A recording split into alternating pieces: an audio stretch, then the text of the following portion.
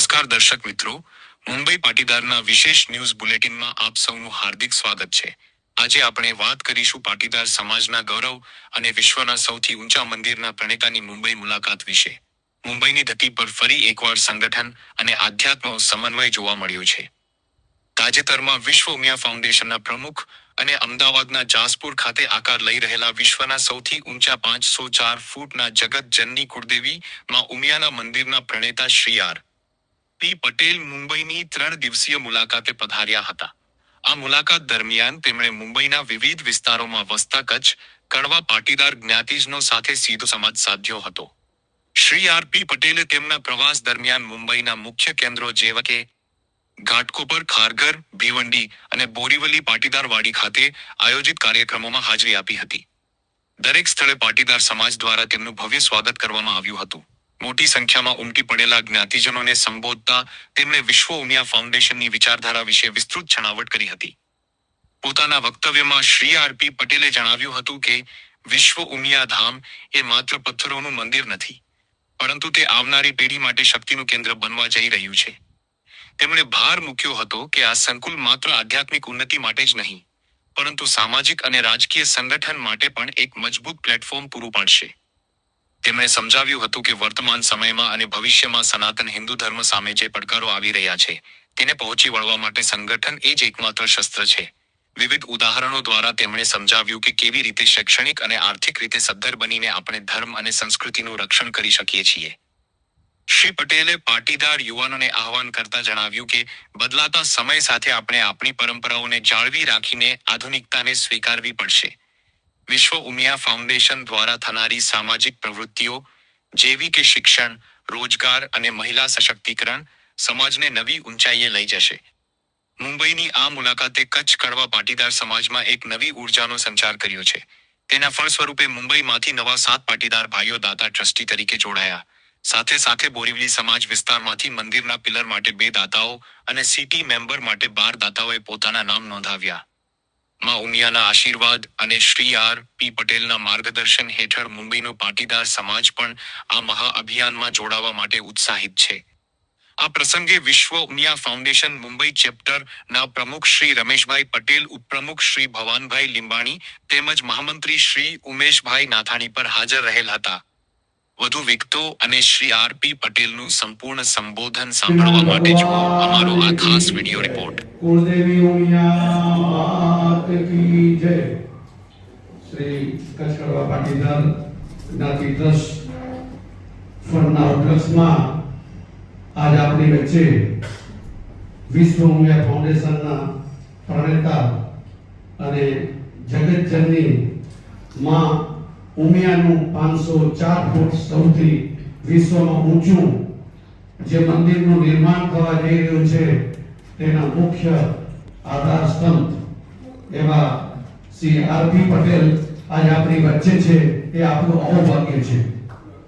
કોઈ પણ વ્યક્તિ હોય તેની ઓળખાણ આપે સામાન્ય જન સુધી પહોંચે તે માટે હું તમને વિનંતી કરું, આરપી સાહેબે 2000 કરોડનો પ્રોજેક્ટ હાથમાં લીધો છે। સૌથી પહેલા સામાન્ય પરિવારમાં એનો જન્મ થયેલો અને ત્યારબાદ ગ્રેજ્યુએટ થઈ અને શરૂઆતના વર્ષોમાં 20 વર્ષ દેના બેંકમાં એને સર્વિસ કરી। ત્યારબાદ આગળ જતા કોઈ પણ વ્યક્તિ નોકરી કરતો હોય તેની ઈચ્છા હોય કે મારો પોતાનો બિઝનેસ હોય અને જે પાટીદારનો દીકરો હોય એનું તો લોહીમાં વેપાર વણાયેલો હોય તેને શરૂઆત કરી આંત્રપ્રનરશિપની અને બિલ્ડર તરીકે દર્દી એન્ટરપ્રાઇઝ તરીકે એને પદાર્પણ કર્યું અમદાવાદની અંદર અને ઈ વ્યવસાયની અંદર પણ શ્રી આર પી સાહેબ ક્રેડાઈ ગુજરાતના ચેરમેન તરીકે સેવા આપી। આજ એમસીએચઆઈ ક્રેડાઈના ચેરમેન થવું મુંબઈમાં કેટલી મોટી આ સંસ્થા છે, આખા ભારતભરની આ ક્રેડાઈ સંસ્થાના ગુજરાતના એને ચેરમેન પદે સેવા આપી। ત્યારબાદ સામાજિક ક્ષેત્રે સ્ફૂર્ણા થઈ ત્યારે વિદ્યાર્થીઓ માટે એને યુસીડીસી એક સંસ્થા છે એજ્યુકેશન કેરિયર બનાવવાની, એના ચેરમેન રહ્યા અને લગભગ 8400 થી વધુ વિદ્યાર્થીઓને માર્ગદર્શન આપ્યું. યુપીએસસી માં કે બીજી કોઈ પરીક્ષામાં પાસ કરી, મેન્ટરશિપ કરી અને એ આખું પ્રયોજન હાથમાં ધર્યું. અને આગળ જતા એને વિચાર કર્યો કે આપણા ભાઈઓ ને ભણવામાં ક્યાંક ઉણપ આવે છે, સ્કોલરશિપ નથી મળતી, સંસ્થાઓ મદદ નથી કરતી. અને આ વિચારને ધ્યાનમાં લઈ એને ભીડું ઝડપ્યું કે મારે ભવિષ્યમાં એક એવી સંસ્થા ઊભી કરવી છે. એ ફક્ત શિક્ષણ ક્ષેત્ર નહીં પણ સમાજને સશક્તિકરણ કરીને આધ્યાત્મિક ક્ષેત્રે મહિલાનું સશક્તિકરણ અને સમગ્ર જ્ઞાતિ એક ભેગી આવે અને સંગઠન કરીને શક્તિ વિશાળ રૂપમાં સમાજની સેવા કરી શકે એ વિચારને જન્મ લઈ અને વિશ્વ ઉમિયા ફાઉન્ડેશનની શરૂઆત કરી. આજ 2000 કરોડનો પ્રોજેક્ટ છે. આ મા ઉમિયા માતા જગતજનનીનું મંદિર ડિસેમ્બર 27 તારીખે એનો પ્રાણ પ્રતિષ્ઠા થવાની છે. એ ઉપલક્ષની અંદર જે સમાજની અંદર પ્રવૃત્તિઓ થાય છે, હું વિનંતી કરીશ જે જયંતિભાઈ કોકર છે પ્રવૃત્તિ પર તમને જણાવશે. આ આખો પરિચય આરપી પટેલ સાહેબનો છે. અમે 2018 થી અમે પરિચયમાં આવ્યા છીએ. આજ વિશ્વ ઉમિયા ફાઉન્ડેશનના જે પ્રોગ્રામો કાર્યક્રમ થાય છે એ કોઈ પણ નવા કાર્યકર્તાઓ અમારા જેવાને એક દિશા છે કે કરાય કે કોઈ સંસ્થા ઊભી થતી હોય એને કેવી રીતે આગળ લઈ જવી, કેવી રીતે કાર્યક્રમ કરવા, એ ધૂળો કેમ જાગતો રાખવો અને સમગ્ર વિશ્વની અંદર પ્રતિનિધિત્વ કરવું, સૌને ભેગા રાખી અને આગળ વધવું, એનું ખૂબ જ ઉદાહરણ આ આરપી સાહેબ છે. મા ઉમિયાને પ્રાર્થના કરી કે તમારી આ શક્તિ દિવસે ને દિવસે વિશાળ થતી જાય અને અમારા જેવા નાના એક ઘરમાંથી કાર્યકર્તા તમને આ કાર્યમાં સહયોગ આપે એવી મા ઉમિયા ચરણોમાં પ્રાર્થના. અસ્તુ. શક્તિ આપે, ભક્તિ આપે, કંઈક નવી વાતો કરવાની એક ચેતના આપે એવા વિચાર સાથે મા ઉમિયાનો જયઘોષ કરીએ. બોલો જગતજનની શ્રી ઉમિયા માત કી જય, લક્ષ્મી નારાયણ ભગવાન કી જય. આભાર. આજે મુંબઈના બોરીવલી ખાતે કચ્છ સમાજની આ વાડીમાં એક બોરીવલી ઘટકના આ વાડીના પ્રાંગણની અંદર આપણે આજની મીટિંગ થઈ રહી છે. ત્યારે મીટિંગમાં આ સંસ્થાના ટ્રસ્ટી શ્રી અને વડીલ શાંતિભાઈ, સંસ્થાના અહીંના પ્રમુખ શ્રી હીરાલાલભાઈ, વિશ્વ ઉમિયા ફાઉન્ડેશન મુંબઈના ચેરમેન શ્રી અને નદાસા પરિવાર કે જે વિશ્વ ઉમિયા ફાઉન્ડેશનના 62 કરોડના દાતા છે એ પરિવારના સભ્ય શ્રી રમેશભાઈ, ફાઉન્ડેશનના હોદ્દેદાર શ્રી ઉમેશભાઈ, મારા સાથી મિત્ર અને વિશ્વમાં ફાઉન્ડેશનમાં 1 કરોડના દાદાશ્રી અને ઉમા પ્રસાદમ કમિટીના ચેરમેનની જવાબદારી સંભાળતા ભાઈ શ્રી રશિકભાઈ, કચ્છ સમાજના જ અમારા પહેલા તમારા પછી અને વિશ્વમાં ફાઉન્ડેશનમાં સમયની સાથે અર્થનું દાન આપીને સતત કાર્યશીલ રહે છે એવા અમારા ભાઈ શ્રી જયંતિભાઈ કોકાર, મારી સાથે પધારેલા ભાઈ શ્રી નરોત્તમભાઈ કે આખા પ્રવાસની સંપૂર્ણ જવાબદારી એમણે અને રાજુભાઈ આ બંને મિત્રોએ આ વખતની લીધી છે. એક નવા જ મિત્રોની સાથે આ વખતે મુંબઈનો પ્રવાસ કરવો એવા એક અભિગમ સાથે આ બંને મિત્રોને મેં જવાબદારી આપી. જૂના જાણીતા અનેક જોગીઓ મુંબઈમાં છે, પણ મને એમ થયું કે 2018ના કાર્યક્રમ પછી જૂના જોગીઓ ક્યાંક સૂઈ ગયા છે. જૂના જોગીઓ સૂઈ ગયા હતા. મને એમ થયું કે લાવો કંઈક નવા જોગીઓને લઈને નીકળું અને જૂના જોગીઓને શોધી શકું, એટલે આ પરિભ્રમણ માટે આજે મુંબઈમાં આવ્યો છે. અને જવાબદારી સુપેરે સંભાળી છે ભાઈ શ્રી નરોત્તમભાઈ કે કચ્છ જિલ્લાની અંદર વિશ્વ ઉમિયા ફાઉન્ડેશનના સામાજિક સંગઠનના ચેરમેન ટીમના ચેરમેન ભાઈ શ્રી રાજુભાઈ અહીંયા ઉપસ્થિત છે. એના ઉપરાંત એના મારા યુવાન મિત્ર ભાઈ શ્રી હિતેશભાઈ, એના ઉપરાંતના અહીંયા તમામ આ સંસ્થાના બધા જ હોદ્દેદારશ્રીઓ, મિત્રો અને વડીલો, સંગઠનની શક્તિના 100% દર્શન કરાવ્યા હતા અને એક નવી જ ઉર્જા, એક નવી જ પ્રેરણા સંગઠનને લઈને આ સમાજમાંથી મેં મેળવી અને એ જ વાત લઈ ફરી પાછું 7 વર્ષે આપણે શું કર્યું ને એની કેટલીક વાતો કરીએ. એ વખતે શરૂઆત હતી અને શરૂઆતની અંદર અમે આવું કરીશું, અમે આવું કરવાના છીએ, અમારી વિચારધારા આ છે, અમારી સાથે આવા મિત્રો જોડાયા છે. આવી બધી હવામાં કે સારા સંજોગો જો કોઈ મોકલે છે તો માતાજી મોકલે છે અને ખરાબ સંજોગો મોકલે છે તો એની પાછળનું ચોક્કસ કારણ મોકલીને તમારી પાસે મોકલે છે. આ ખરાબ સંજોગોની અંદર પણ જો તમને દેખાય માતાજી, તો એની અંદર પણ ઓપોર્ચ્યુનિટી મળતી હોય છે. પરિસ્થિતિની અંદર અનેક પડકારો આવે, પ્રશ્નો, પડકારો અને મુશ્કેલીઓ અને સંઘર્ષ એ એના નસીબમાં જ હોય કે જે નસીબદાર હોય.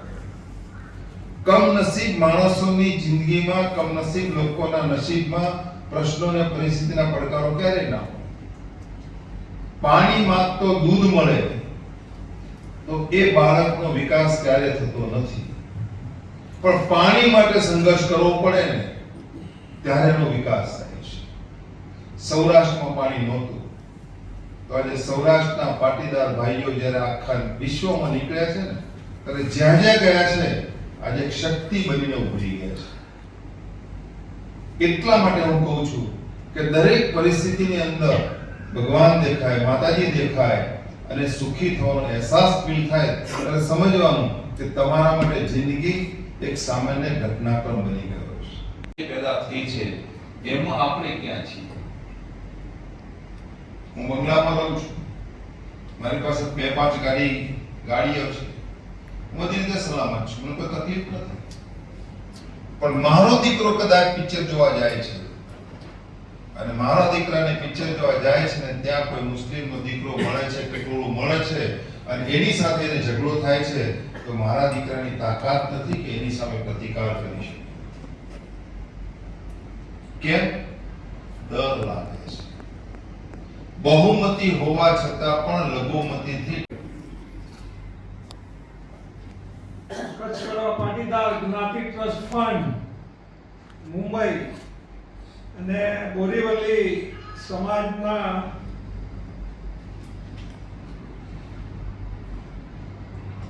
ટ્રસ્ટી શ્રી શાંતિભાઈ રતનસિંહભાઈ અને પ્રમુખ શ્રી હીરાભાઈ પટેલ અને શાંતિભાઈ, હંસરાજભાઈ અને દેવસીભાઈ 11 લાખના અનુદાન પુષ્પ, ધનુબેન અર્જુન વાસાણી.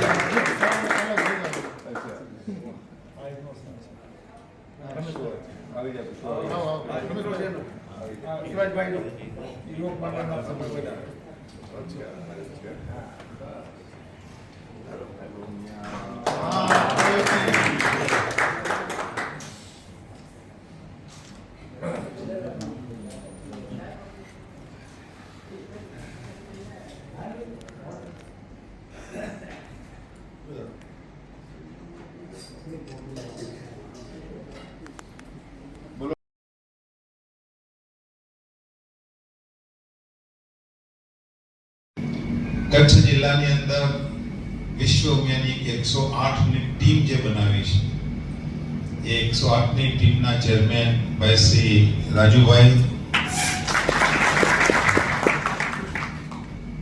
અને 1 ફેબ્રુઆરીએ મારી જન્મદિવસ હતો અને એ મારા જન્મદિવસ ઉપર પહેલી જ મુલાકાતમાં મારા જન્મદિવસના નિમિત્તને આધાર રાખી નરોત્તમના માધ્યમ થકી આ સંસ્થાની અંદર 51 લાખના જે ટ્રસ્ટી બન્યા છે અને આજે મારા ખૂબ પરિચિત મિત્ર તરીકે હું કહી શકું એવા રતન ગ્રુપના ભાઈ શ્રી શંકરભાઈ તમારી સાથે આવ્યા છે.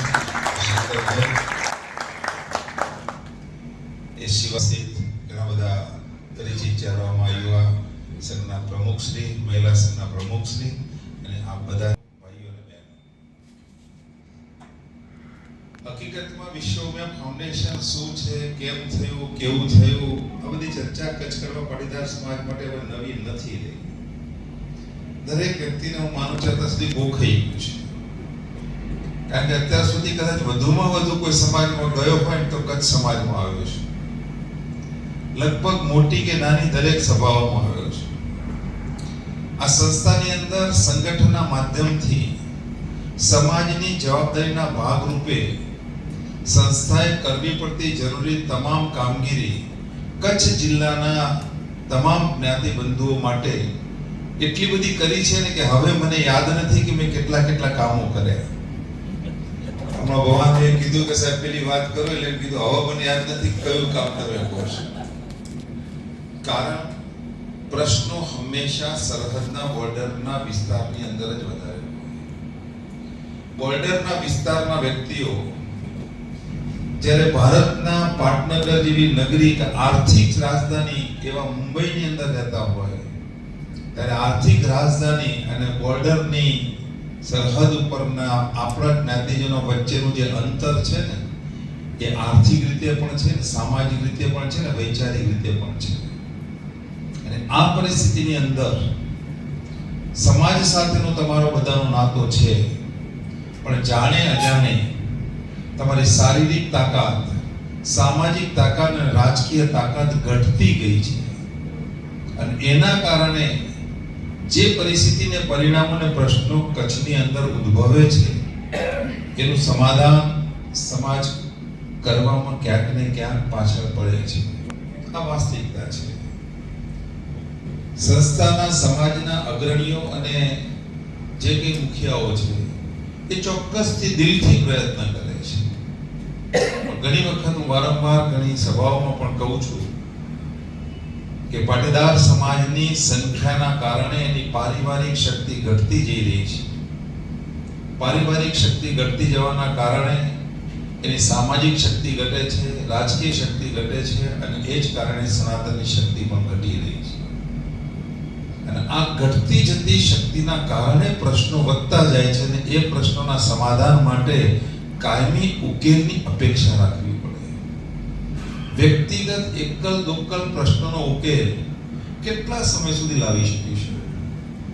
રોજ પ્રશ્નો બને તો રોજ કેટલા પ્રશ્નોને તમે ને હું ન્યાય આપી શકીશું? આજે કચ્છમાં બને છે, કાલે બીજા વિસ્તારમાં, ત્રીજા વિસ્તારમાં. સંસ્થાની અંદર એમ કહી શકું કે લગભગ દરરોજ કંઈક ના કંઈક પ્રશ્ન લઈને કોઈના કોઈ પરિવારના લોકો આવે છે.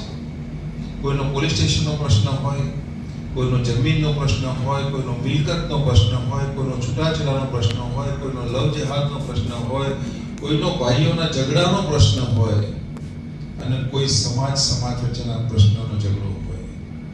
આવા પ્રશ્નો લગભગ એમ કહું કે ડેઈલી 1 થી 2 સંસ્થાઓ આવે છે. આ બધી આવનારી પરિસ્થિતિના પડકારોને જો તમે આજે નહીં વિચારો કે જ્યારે પરિસ્થિતિનું નિર્માણ થશે તો એ વખતે આપણે કહીએ કે હવે આનો કંઈક ઉકેલ કરીએ, એનો ઉકેલ પછી ન થઈ શકે.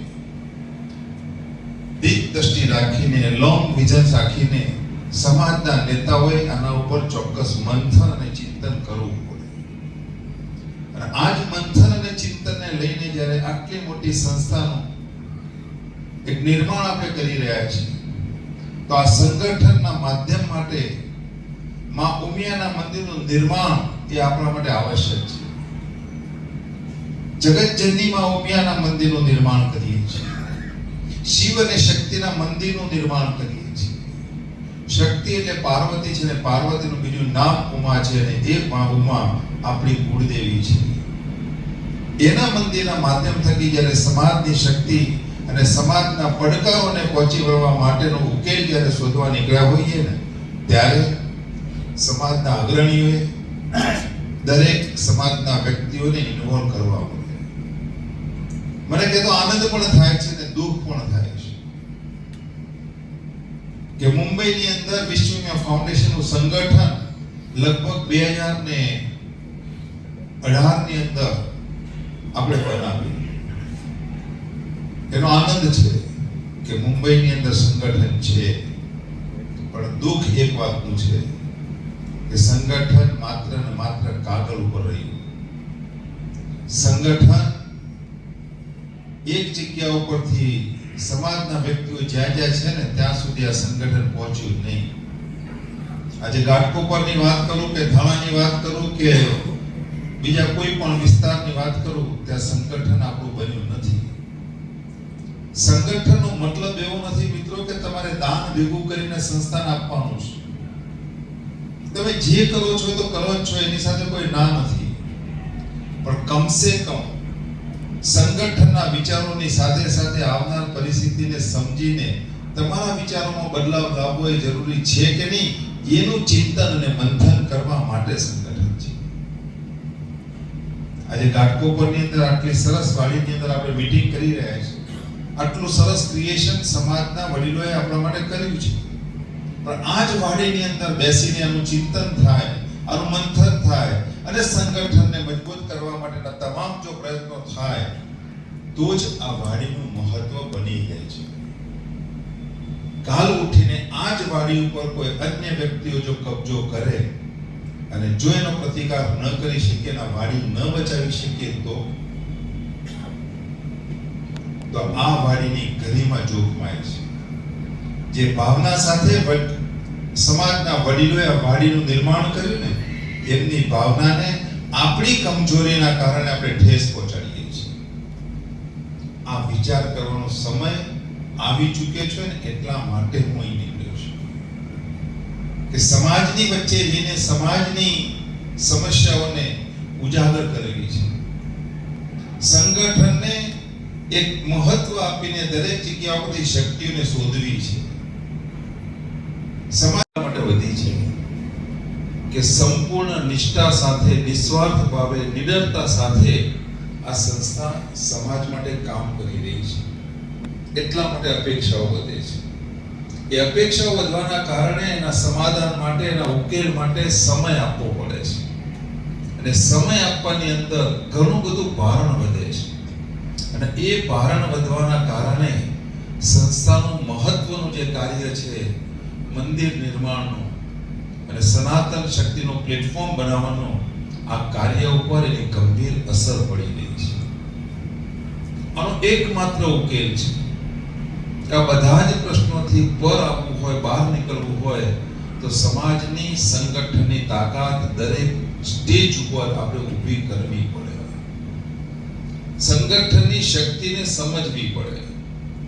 માત્ર કાગળ ઉપર કે માત્ર એના આપણા વિચારોની અંદર કે માત્ર એના સર્કલની અંદર કે સમાજના કેટલાક ચોક્કસ નિશ્ચિત કરેલા ચોકઠાની અંદર એનો સમાવેશ ન કરી શકાય. ખુલ્લીને બહાર આવીને સંગઠનનું મહત્વ મિત્રો સમજવું પડશે. આજે મુંબઈની મારી મુલાકાત, આ મુલાકાત એટલા માટે છે કે જે પ્રમાણે આ પ્રોજેક્ટને આગળ વધારી રહ્યા છે, ડિસેમ્બર 2027માં જગતજનની માં ઉમિયાના વિશ્વના ઊંચામાં ઊંચા મંદિરના નિર્માણનો પ્રાણ પ્રતિષ્ઠા મહોત્સવ કરવો છે. ટેન્ડર અપાઈ ચૂક્યું છે 24 મહિનાના કોન્ટ્રાક્ટ સાથે. કેટલાક લોકોના મનમાં હજી અવઢળ છે કે મંદિર ડિસેમ્બરમાં બનશે કે નહીં બને. અમને કોઈ અવઢળ નથી, અમે ક્લિયર છીએ, મંદિર બનવાનું છે. ડિસેમ્બરની ડેટ ફિક્સ રાખજો, પ્રાણ પ્રતિષ્ઠા મહોત્સવ કરવાનો છે. પણ એ કરવા માટે 900 કરોડ રૂપિયા 2 વર્ષમાં ખર્ચવાના છે. આ 900 કરોડ ખર્ચવાના છે તો એ ચિંતા હું એકલો લઈને કેમ કરું? કામ સમાજનું કરું છું તો ચિંતા મારે એકલા થોડી લેવાની છે. આ ચિંતાની વહેંચણી કરવા માટે ગુજરાત અને મહારાષ્ટ્રનું ભ્રમણ કરવાનું નક્કી કર્યું છે. આ ભ્રમણના ભાગરૂપે મુંબઈમાં આવવાનું થયું છે. મતલબ કે ચિંતાઓની વહેંચણી કરવી છે કે હવે એકલા આરપી પટેલ ચિંતા નહીં કરે.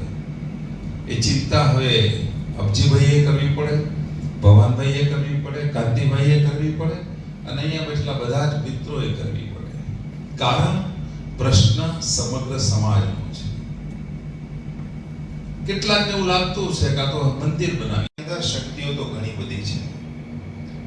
પણ જાણે અજાણે આ શક્તિઓ એક સમાજને લાભ આપી રહી છે. આ શક્તિઓ બહાર નીકળીને બીજા સમાજને પ્રભાવિત કરવા માટે વપરાતી નથી. આ જે સમાજની વિશિષ્ટ વ્યક્તિઓની શક્તિઓને વિશ્વવ્યા ફાઉન્ડેશન આ પ્લેટફોર્મ પર અગર જો ઉજાગર કરવામાં આવે તો ચોક્કસ મને વિશ્વાસ છે કે નવું નેતૃત્વ આ જ સમાજમાંથી ઉપસી આવે એ પ્રકારનું કામ છે. આજે સુરતમાં દામોદરભાઈ કચ્છી હોય કે જેના માટે હું ગૌરવ લઈ શકું કે એ વ્યક્તિ આજે વિશ્વવ્યા ફાઉન્ડેશનની અંદર એક પાયાના સ્તંભ તરીકે જોડાયા છે. વિશ્વવ્યા ફાઉન્ડેશનના મંત્રી તરીકેની જવાબદારી અદા કરી રહ્યા છે. દક્ષિણ ઝોનની 10,000 ફૂટની અંદર સુરતમાં જે આપણે ઓફિસ બનાવી છે એના મેન્ટર તરીકેની જવાબદારી ભાઈ શ્રી દામોદરભાઈ ને મહામંત્રી તરીકેની જવાબદારી રમેશભાઈ પારસિયા સંભાળી રહ્યા છે. આ જ પ્રમાણે જો ધીમે ધીમે આ સમાજની શક્તિઓ વિશ્વવ્યા ફાઉન્ડેશનના મુખ્ય પ્રવાહની અંદર જો જોતરાઈ જાય, એગ્રેસિવલી કામ કરે, ઓટોમેટિક પરિસ્થિતિ બદલાઈ જાય.